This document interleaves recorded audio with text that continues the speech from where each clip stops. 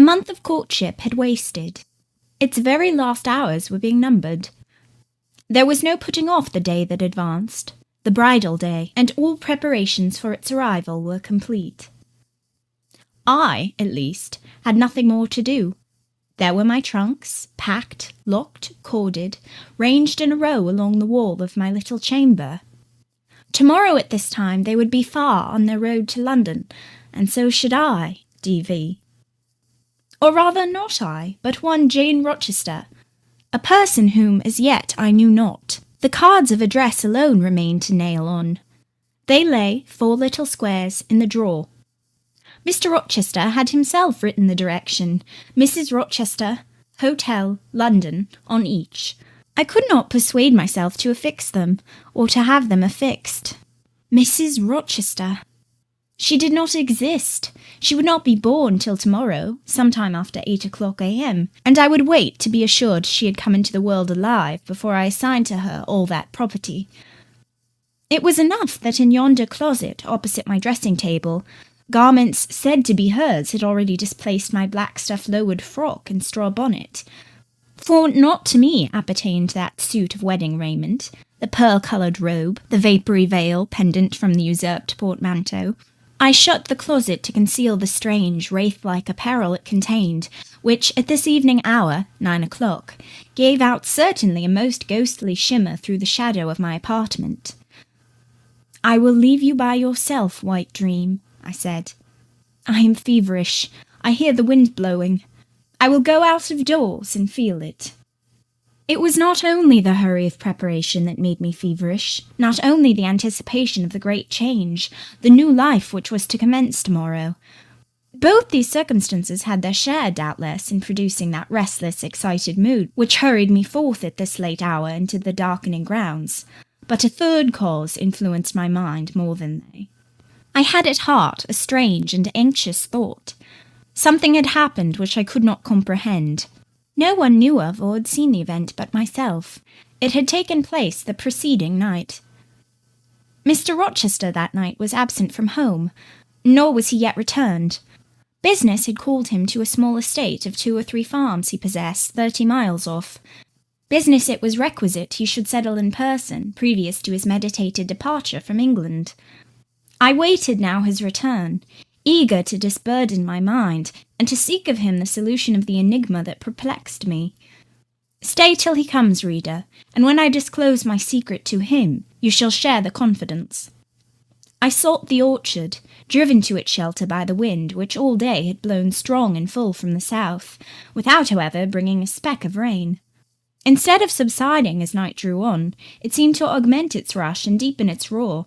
The trees blew steadfastly one way, never writhing round, and scarcely tossing back their boughs once in an hour, so continuous was the strain bending their branchy heads northward.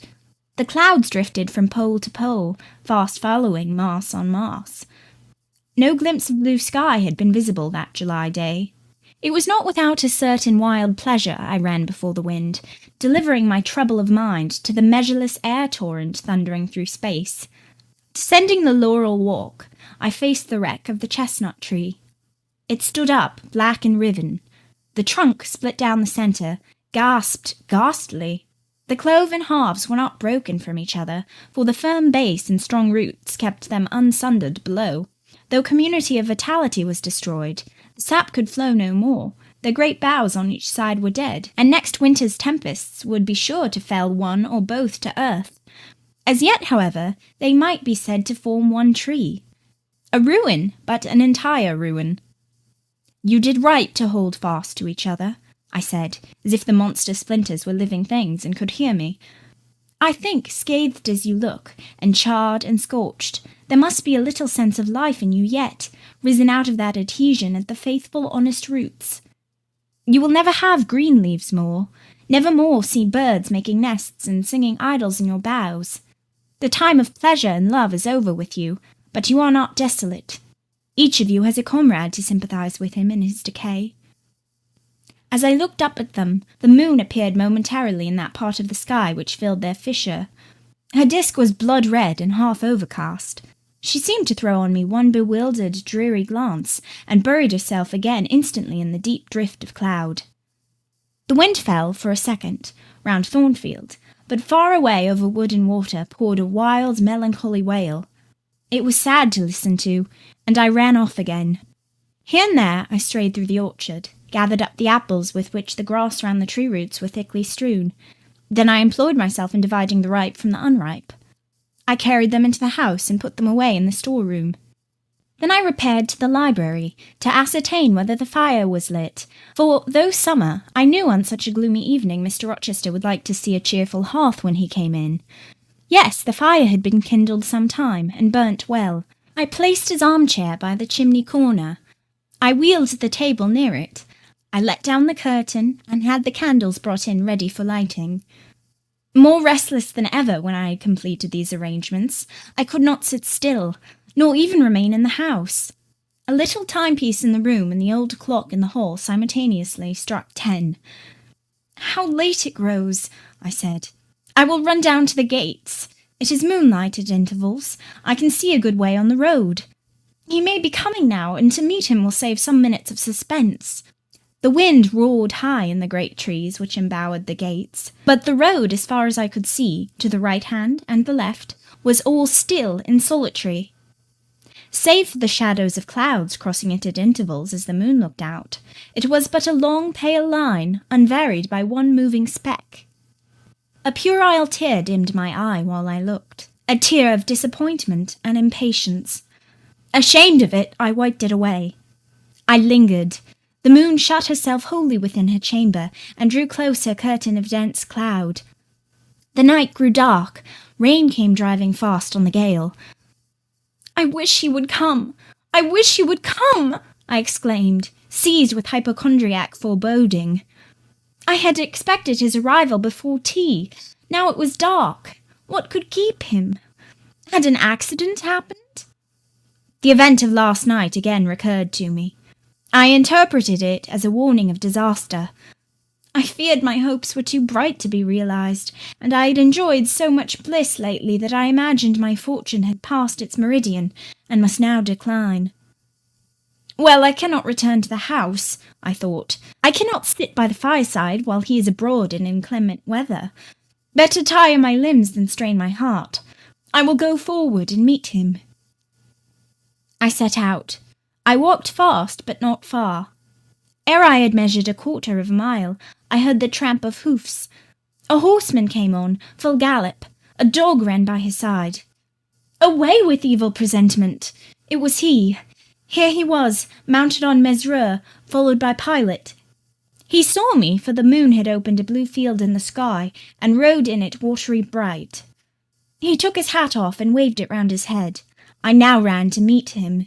"There!" he exclaimed, as he stretched out his hand and bent from the saddle. "You can't do without me, that is evident. Step on my boot toe. Give me both hands. Mount." I obeyed. Joy made me agile. I sprang up before him. A hearty kissing I got for a welcome, and some boastful triumph, which I swallowed as well as I could.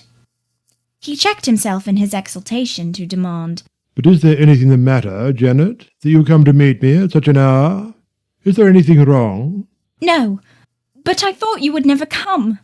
I could not bear to wait in the house for you, especially with this rain and wind." "Rain and wind indeed. Yes, you are dripping like a mermaid. Pull my cloak round you. But I think you are feverish, Jane. Both your cheek and hand are burning hot. I ask again, is there anything the matter?" "Nothing now. I'm neither afraid nor unhappy." "Then you have been both?" "Rather. But I'll tell you all about it by and by, sir, and I dare say you will only laugh at me for my pains." "I'll laugh at you heartily when tomorrow is past. Till then I dare not. My prize is not certain. This is you who have been as slippery as an eel this last month, and as thorny as a briar rose. I could not lay a finger anywhere but I was pricked, and now I seem to have gathered up a stray lamb in my arms. You wandered out of the fold to seek your shepherd, did you, Jane?" "I wanted you, but don't boast. Here we are at Thornfield. Now let me get down." He landed me on the pavement. As John took his horse and he followed me into the hall, he told me to make haste and put something dry on, and then return to him in the library. And he stopped me as I made for the staircase, to extort a promise that I would not be long. Nor was I long. In 5 minutes I rejoined him. I found him at supper. Take a seat, and bear me company, Jane. Please God, it is the last meal but one you will eat at Thornfield Hall for a long time. I sat down near him, but told him I could not eat. Is it because you have the prospect of a journey before you, Jane? Is it the thoughts of going to London that takes away your appetite? I cannot see my prospects clearly tonight, sir, and I hardly know what thoughts I have in my head. Everything in life seems unreal. Except me. I am substantial enough. Touch me. You, sir, are the most phantom-like of all. You are a mere dream. He held out his hand, laughing. Is that a dream? Said he, placing it close to my eyes. He had a rounded, muscular, and vigorous hand, as well as a long, strong arm. Yes, though I touch it, it is a dream, said I, as I put it down from before my face. Sir, have you finished supper? Yes, Jane. I rang the bell and ordered away the tray. When we were again alone, I stirred the fire, and then took a low seat at my master's knee. It is near midnight, I said. Yes, but remember, Jane, you promised to wake with me the night before my wedding. I did, and I will keep my promise, for an hour or two at least. I have no wish to go to bed. Are all your arrangements complete? All, sir. And on my part likewise, He returned. I have settled everything, and we shall leave Thornfield tomorrow, within half an hour after our return from church. Very well, sir. With what an extraordinary smile you uttered that word. Very well. Jane, what a bright spot of colour you have on each cheek, and how strangely your eyes glitter. Are you well? I believe I am. Believe? What is the matter? Tell me what you feel. I could not, sir. No words could tell you what I feel. I wish this present hour would never end. Who knows with what fate the next may come charged? This is hypochondria, Jane. You have been overexcited or overfatigued. Do you, sir, feel calm and happy? Calm? No, but happy to the heart's core. I looked up at him to read the signs of bliss in his face. It was ardent and flushed. Give me your confidence, Jane, He said. Relieve your mind of any weight that oppresses it by imparting it to me. What do you fear? That I shall not prove a good husband? It is the idea farthest from my thoughts. Are you apprehensive of the new sphere you are about to enter? Of the new life into which you are passing? No. You puzzle me, Jane. Your look and tone of sorrowful audacity perplex and pain me. I want an explanation. Then, sir, listen. You were from home last night. I was. I know that. And you hinted a while ago at something which had happened in my absence. Nothing probably of consequence, but in short it has disturbed you. Let me hear it. Mrs. Fairfax has said something, perhaps, or you have overheard the servants' talk. Your sensitive self-respect has been wounded? No, sir. It struck 12. I waited till the timepiece had concluded its silver chime, and the clock its hoarse vibrating stroke, and then I proceeded. All day yesterday I was very busy, and very happy in my ceaseless bustle, for I am not, as you seem to think, troubled by any haunting fears about the new sphere, etc. I think it a glorious thing to have the hope of living with you, because I love you. No, sir, don't caress me now. Let me talk undisturbed. Yesterday I trusted well in Providence, and believed that events were working together for your good and mine. It was a fine day, if you recollect. The calmness of the air and sky forbade apprehensions respecting your safety or comfort on your journey. I walked a little while on the pavement after tea, thinking of you, and beheld you in imagination so near me, I scarcely missed your actual presence. I thought of the life that lay before me. Your life, sir, an existence more expansive and stirring than my own, as much more so as the depths of the sea to which the brook runs, or than the shallows of its own straight channel. I wondered why moralists call this world a dreary wilderness. For me it blossomed like a rose. Just at sunset, The air turned cold and the sky cloudy. I went in. Sophie called me upstairs to look at my wedding dress, which they had just brought, and under it, in the box, I found your present, the veil which, in your princely extravagance, you sent for from London. Resolved, I suppose, since I would not have jewels, to cheat me into accepting something as costly. I smiled as I unfolded it, and devised how I would tease you about your aristocratic tastes, and your efforts to mask your plebeian bride in the attributes of a peeress. I thought how I would carry down to you the square of unembroidered blonde I had myself prepared as a covering for my low-born head, and ask if that was not good enough for a woman who could bring her husband neither fortune, beauty, nor connections. I saw plainly how you would look, and heard your impetuous republican answers, and your haughty disavowal of any necessity on your part to augment your wealth, or elevate your standing by marrying either a purse or a coronet. How well you read me, you witch! Interposed Mr. Rochester.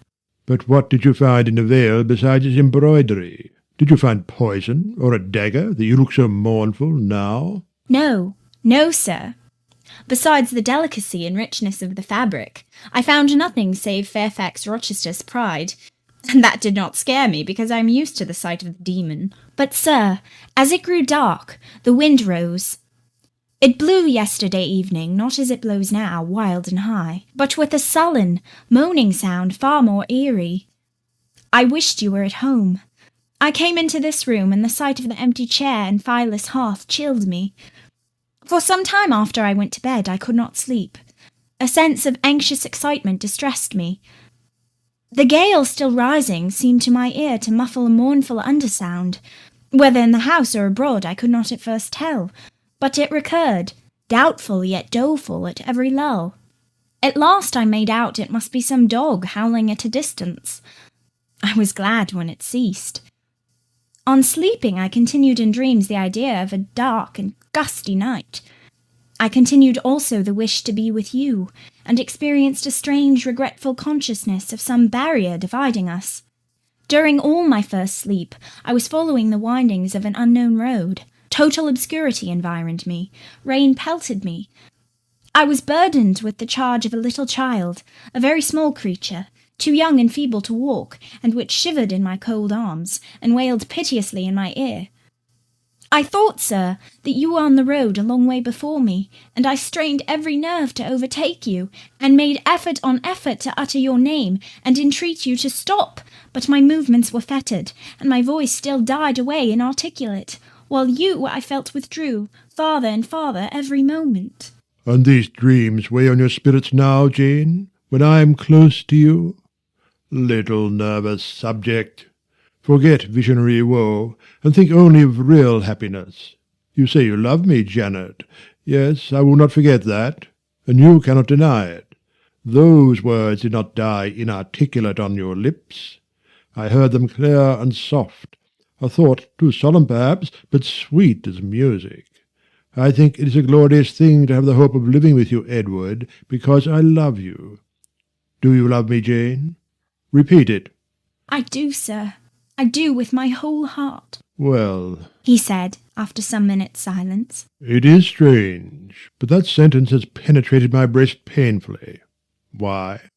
I think because you said it with such an earnest, religious energy, and because your upward gaze at me now is the very sublime of faith, truth, and devotion. It is too much, as if some spirit were near me. Look wicked, Jane, as you know well how to look. Coin one of your wild, shy, provoking smiles. Tell me you hate me, tease me, vex me, do anything but move me. I would rather be incensed than saddened.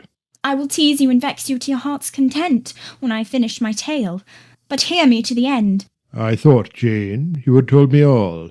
I thought I had found the source of your melancholy in a dream. I shook my head. What? Is there more? But I will not believe it to be anything important.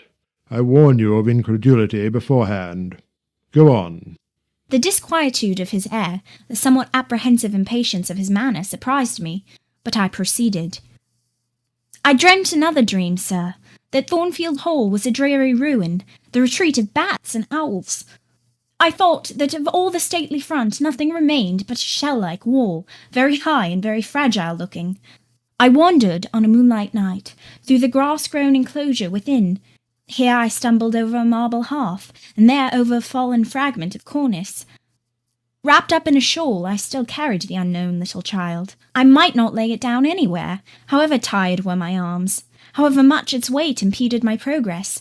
I must retain it. I heard the gallop of a horse at a distance on the road.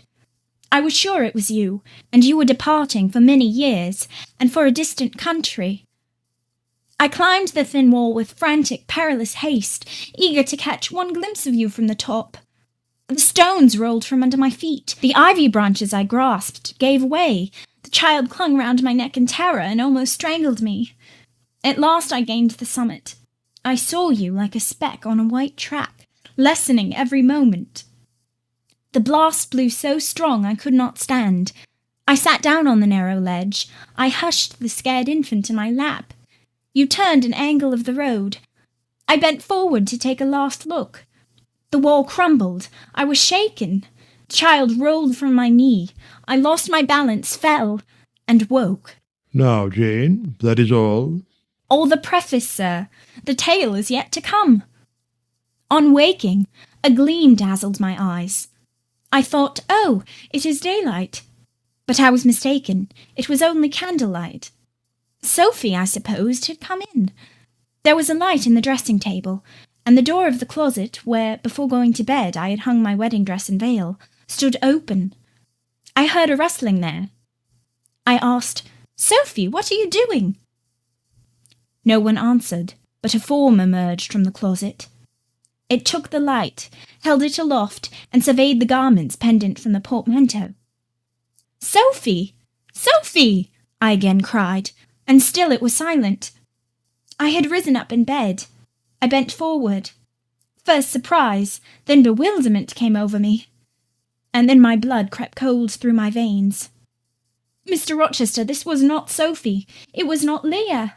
It was not Mrs. Fairfax. It was not. No, I was sure of it, and am still. It was not even that strange woman, Grace Poole.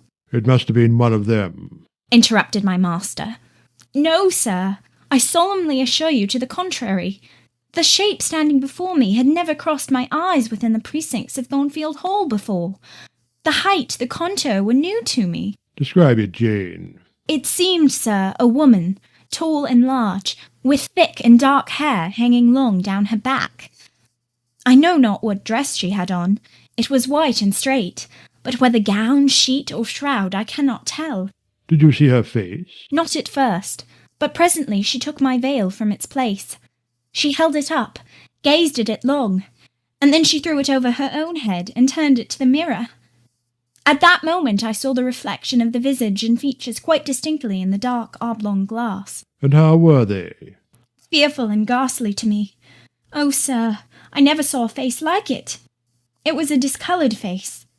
It was a savage face. I wish I could forget the roll of the red eyes and the fearful blackened inflation of the lineaments. Ghosts are usually pale, Jane. This, sir, was purple. The eyes were swelled and dark, the brow furrowed, the black eyebrows widely raised over the bloodshot eyes. Shall I tell you of what it reminded me? You may. Of the foul German spectre, the vampire. Ah, what did it do? Sir, it removed my veil from its gaunt head, rent it in 2 parts, and flinging both on the floor, trampled on them. Afterwards? It drew aside the window curtain and looked out. Perhaps it saw dawn approaching, for, taking the candle, it retreated to the door. Just at my bedside, the figure stopped. The fiery eyes glared upon me. She thrust up her candle close to my face and extinguished it under my eyes. I was aware her lurid visage flamed over mine, and I lost consciousness. For the second time in my life, only the second time, I became insensible from terror. Who was with you when you revived? No one, sir, but the broad day. I rose, bathed my head and face in water, drank a long draught, felt that though enfeebled I was not ill, and determined that to none but you would I impart this vision. Now, sir, tell me who and what that woman was. The creature of an overstimulated brain. That is certain. I must be careful of you, my treasure. Nerves like yours were not made for rough handling. Sir, depend on it, my nerves were not in fault. The thing was real. The transaction actually took place. And your previous dreams, were they real too? Is Thornfield Hall a ruin? Am I severed from you by insuperable obstacles? Am I leaving you without a tear, without a kiss, without a word? Not yet. Am I about to do it? Why, the day is already commenced which is to bind us indissolubly, and when we are once united, there shall be no recurrence of these mental terrors. I guarantee that. Mental terrors, sir. I wish I could believe them to be only such. I wish it more now than ever, since even you cannot explain to me the mystery of that awful visitant. And since I cannot do it, Jane, it must have been unreal. But, sir, when I said so to myself on rising this morning, and when I looked round the room to gather courage and comfort from the cheerful aspect of each familiar object in full daylight, there, on the carpet, I saw what gave the distinct lie to my hypothesis. The veil, torn from top to bottom in two halves. I felt Mr. Rochester start and shudder. He hastily flung his arms round me. Thank God, he exclaimed, that if anything malignant did come near you last night, it was only the veil that was harmed. Oh, to think what might have happened. He drew his breath short, and strained me so close to him I could scarcely pant. After some minutes' silence, he continued, cheerily. Now, Janet, I'll explain to you all about it. It was half dream, half reality. A woman did, I doubt not, enter your room, and that woman must have been, Grace Poole. You call her a strange being yourself. From all you know, you have reason so to call her. What did she do to me? What to Mason? In a state between sleeping and waking, you noticed her entrance and her actions. But feverish, almost delirious as you were, you ascribed to her a goblin appearance different from her own. The long dishevelled hair, the swelled black face, the exaggerated stature, were figments of imagination, results of nightmare. The spiteful tearing of the veil was real, and it is like her. I see you would ask why I keep such a woman in my house. When we've been married a year and a day, I will tell you, but not now. Are you satisfied, Jane? Do you accept my solution of the mystery? I reflected, and in truth it appeared to me the only possible one. Satisfied I was not, but to please him I endeavoured to appear so. Relieved I certainly did feel, so I answered him with a contented smile. And now, as it was long past 1, I prepared to leave him. Does not Sophie sleep with Adele in the nursery? He asked, as I lit my candle. Yes, sir. And there is room enough in Adele's little bed for you. You must share it with her tonight, Jane. It is no wonder that the incident you have related should make you nervous, and I would rather you did not sleep alone. Promise me to go to the nursery. I shall be very glad to do so, sir. And fasten the door securely on the inside. Wake Sophie when you go upstairs, under pretence of requesting her to rouse you in good time tomorrow, for you must be dressed and have finished breakfast before 8. And now, no more sombre thoughts. Chase dull care away, Janet. Don't you hear to what soft whispers the wind has fallen? And there is no more beating of rain against the window-panes? Look here. He lifted up the curtain. It is a lovely night. It was. Half heaven was pure and stainless. The clouds, now trooping before the wind, which had shifted to the west, were filing off eastward in long silvered columns. The moon shone peacefully. Well, said Mr. Rochester, gazing inquiringly into my eyes. How is my Janet now? The night is serene, sir, and so am I. And you will not dream of separation and sorrow tonight, but of happy love and blissful union. This prediction was but half fulfilled. I did not indeed dream of sorrow, but as little did I dream of joy, for I never slept at all. With little Adele in my arms, I watched the slumber of childhood, so tranquil, so passionless, so innocent, and waited for the coming day. All my life was awake and astir in my frame, and as soon as the sun rose, I rose too. I remember Adele clung to me as I left her. I remember I kissed her as I loosened her little hands from my neck, and I cried over her with strange emotion, and quitted her because I feared my sobs would break her still sound repose. She seemed the emblem of my past life, and here I was now to array myself to meet the dread but adored type of my unknown future day.